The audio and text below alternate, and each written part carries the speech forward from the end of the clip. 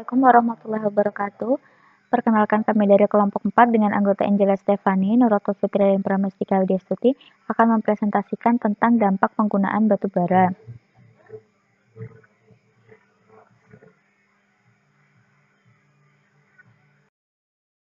Yang pertama, pendahuluan.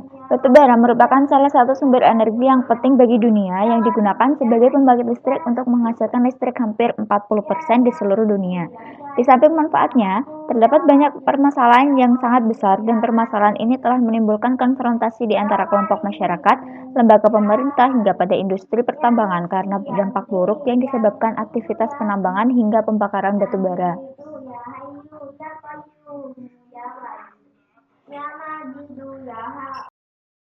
Nah, kemudian penambangan batu bara. Pelaksanaan kegiatan pertambangan batu bara di Indonesia secara umum menggunakan sistem pertambangan terbuka atau open pit.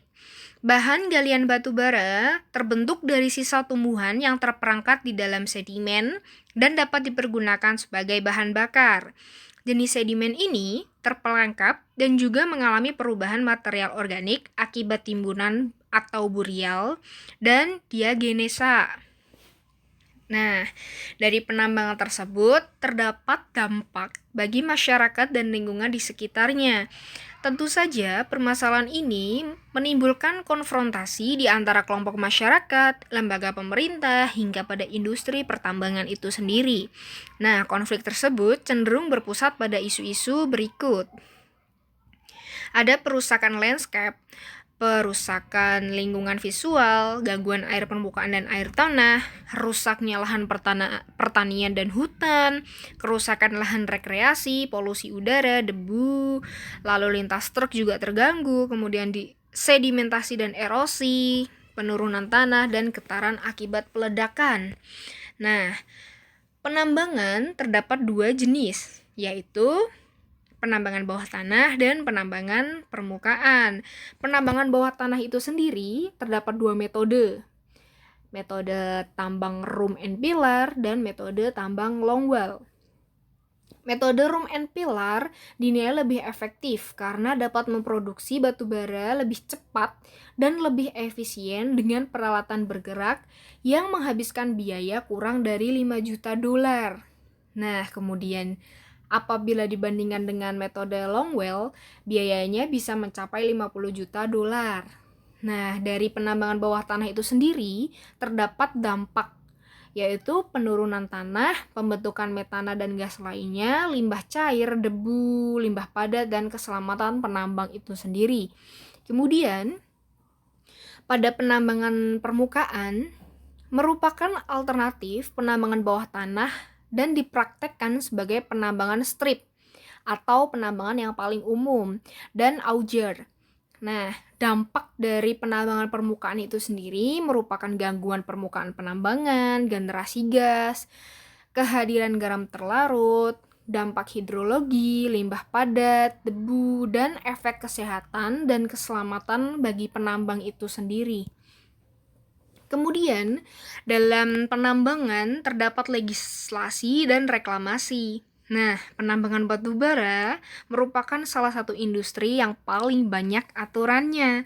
Nah, perusahaan harus mematuhi banyak hukum dan peraturan dan memenuhi semua persyaratan yang bisa dikatakan adalah proses yang panjang dan sulit. Reklamasi menurut ketentuan dalam Undang-Undang Nomor 4 Tahun 2009 tentang pertambangan mineral dan batu bara ialah kegiatan yang dilakukan sepanjang tahapan usaha pertambangan untuk menata, memulihkan, serta memperbaiki kualitas lingkungan dan ekosistem, sehingga lokasi setelah penambangan dapat berfungsi kembali sesuai dengan peruntukannya. Nah, terdapat beberapa sanksi administratif kepada pelanggaran atas kewajiban reklamasi dan pasca penambangan yang berupa peringatan tertulis, penghentian sementara pada kegiatan penambangan atau pencabutan IUP, IUPK, dan IPR. Karena lubang bekas galian batu bara akan memakan banyak korban ketika tidak mematuhi reklamasi yang sudah ditentukan oleh pemerintah itu sendiri.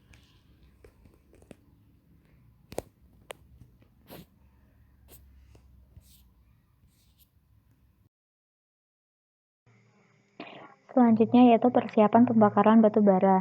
Persiapan batu bara diperlukan guna meningkatkan kualitas batu bara agar sesuai untuk tujuan tertentu dengan melakukan penghancuran, pemutaran, pembersihan, pencampuran, dan dedusting. Untuk dampak proses persiapan batu bara, yang pertama ada kontaminasi air. Limbah cair pabrik persiapan batu bara mengandung batu bara halus dan bahan sisa batu bara dalam suspensi. Oleh karena itu, pabrik persiapan batu bara memasang fasilitas klarifikasi yang lebih kompleks dan dirancang untuk beroperasi pada sirkuit tertutup untuk memenuhi persyaratan polusi. Lalu yang kedua ada kontaminasi udara. Persiapan batu bara halus menyebabkan polusi udara jika peralatan penyaring debu dan gas yang tepat tidak dipasang. Sumber dari kontaminasi udara sendiri berasal dari pengering termal, peralatan pembersih batu bara, peralatan pengangkutan, peralatan penyaringan, penyimpanan batu bara, titik transfer batu bara, dan fasilitas penanganan batu bara. Debu dan abu batu bara dapat dikontrol dengan kombinasi separator mekanis, scrubber basah, elektrostatik respirator, dan filter penyaring debu. Lalu yang ketiga ada sampah batu bara. Sampah batu bara dengan ukuran yang bervariasi, sebagian besar terdiri dari batu bara yang tidak dapat dijual, serpih, tulang, kalsit, gypsum, tanah liat, pirit, atau markasite. Dampak lingkungan dari lokasi sampah batu bara kasar meliputi penggunaan lahan yang tidak produktif, hilangnya nilai estetika, pencemaran air, dan pencemaran udara. Lalu yang terakhir, masalah kesehatan dan keselamatan. Pada saat persiapan batu bara yang menggunakan berbagai alat dapat menyebabkan adanya insiden cedera hingga kematian. Saat ini memang sudah banyak peraturan yang ditetapkan sehingga insiden kecelakaan di tahap persiapan batu bara maupun penambangan sudah minim.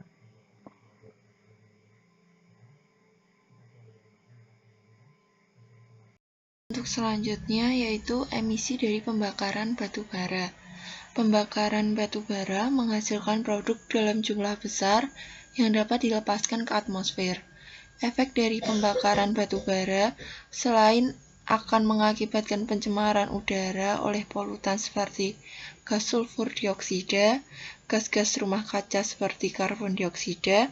Polutan utama dari pembakaran batu bara yang dapat menyebabkan gangguan kesehatan adalah sulfur dan nitrogen dioksida, bahan partikulat, karbon dioksida, karbon monoksida, dan unsur-unsur seperti arsenik, timbal, merkuri, fluor, selenium, dan radionukida.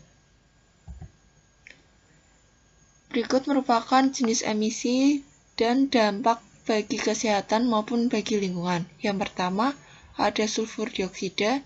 Dampak bagi kesehatannya yaitu gangguan pernafasan, materi partikulat yang tinggi, perubahan pada pertahanan paru-paru. Sedangkan untuk dampak bagi lingkungannya ada korosi logam, kerusakan pada tanaman, serta hujan asam. Yang kedua, jenis emisi berupa nitrogen dioksida. Dampak bagi kesehatannya ada iritasi, penyakit paru obstruktif kronik, infeksi saluran pernafasan. Dan dampak bagi lingkungannya ada mempercepat kerusakan material di udara sekitar, hujan asam, eutrofikasi, estuarin, dan perairan pesisir, peningkatan kadar racun yang berbahaya bagi ikan dan kehidupan akuatik. Kemudian jenis emisi karbon monoksida, dampak bagi kesehatannya ada gangguan penglihatan, kapasitas kerja berkurang, serta ketangkasan manual berkurang. Dan dampak bagi lingkungannya ada penurunan kualitas udara dan efek rumah kaca. Yang keempat ada senyawa organik. Dampak bagi kesehatan ada penyakit kanker, dan dampak bagi lingkungan menghambat pertumbuhan tanaman dan kerusakan pada anggrek dan kapas. Yang terakhir, jenis emisi bahan partikulat. Dampak bagi kesehatannya ada pernafasan dan penurunan fungsi paru-paru. Dampak bagi lingkungan ada kerusakan pada bahan, mengurangi pertukaran gas pada daun, meningkatkan suhu permukaan daun, menurunkan fotosintesis, serta